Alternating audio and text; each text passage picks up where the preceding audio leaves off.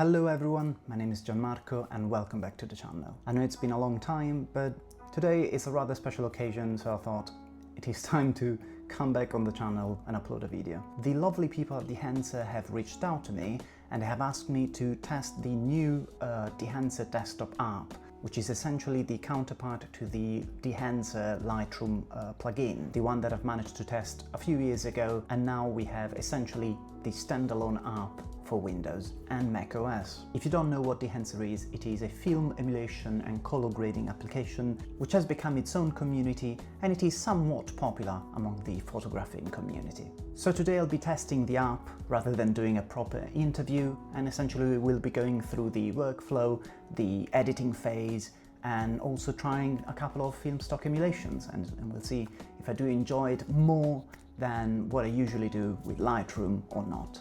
Let's dive in. And here we are with the starting interface. To be honest with you, this is rather bare to see at first, and I would say it's not really that inviting. I would have preferred if there were some more interface, something more closer to, you know, the starting interface of Photoshop, for example.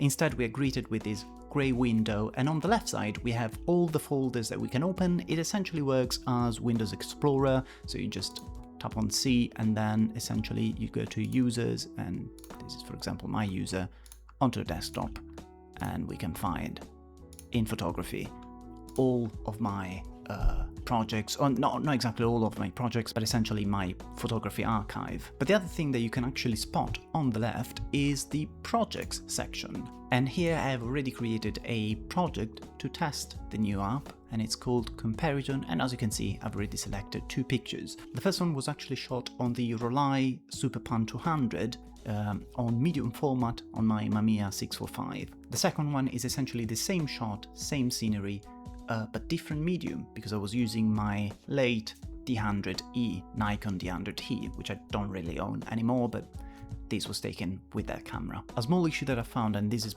mostly a message towards the Dehancer people, I haven't found a way to have both images together side by side, which I believe it would be a useful feature that you can actually find on Lightroom, for example. As you may have noticed, on the left side we have all the film emulations available with Dehancer, and although the list is quite impressive, unfortunately it is lacking a few stocks that I usually use, including the Rolei 200 Super Pan. Still, because this is one of the shots that I know I have in both digital and film, I will still use this stock. As a solution, I'll probably use the Agfa Scale 200, which is definitely not the same stock, but it retains the same ISO, and so I can probably try to make it a little bit closer to the Super Pan 200. And now I'll just go through a little bit of an editing session and you'll see the end result basically.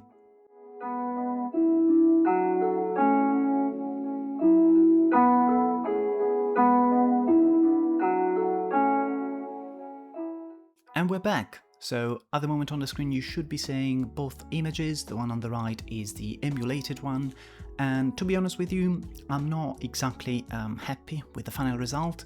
Not really related to the actual image, but mostly related to the editing process and the workflow. I would say if you're coming from Lightroom, it feels a little bit odd, mostly because many things are actually already preset as soon as you choose one of the film emulations, which is fine, but I would like to have a little bit more of a saying in some of the choices. Possibly one thing that they should probably implement at Dehancer is a little bit of a step-by-step situation, something that you can probably see, for example, in DaVinci Resolve, for example. Instead, what we find on the right column of the interface is a series of options that feel like they are lacking. They are lacking on the actual editing process. I don't know if this makes any sense. Most of all, I have to be honest with you, I have found the same issues that were present on the plugin from 3 years ago, which is a little bit unfortunate. So for example, in this case, I am working on a rather new machine, and I've also allowed the Dehancer desktop to use the GPU, and so technically speaking, it shouldn't be struggling at all. And I know that I am recording, but I've never had any sort of problem with this new machine, so to see a little bit of lag in the software, it's not really that promising, to be honest with you. The other issue that I have is that some of the options that are available in the editing process are not really of my interest, such as, for example, the film damage simulation and also the overscan simulation. I don't think these are meant to be in such a software. I think Dehancer should delve a little bit more in the actual editing process, and to set apart from Lightroom and Photoshop, I think they could probably take a little bit of an inspiration from DaVinci Resolve and sort of introduce that sort of process of a step-by-step editing process. So I don't really have any other notes left about this new Dehancer desktop app.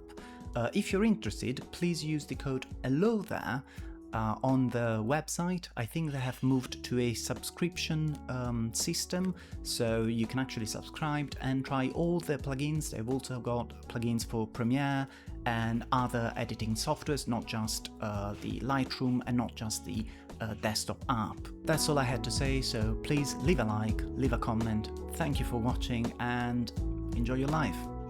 Cheers.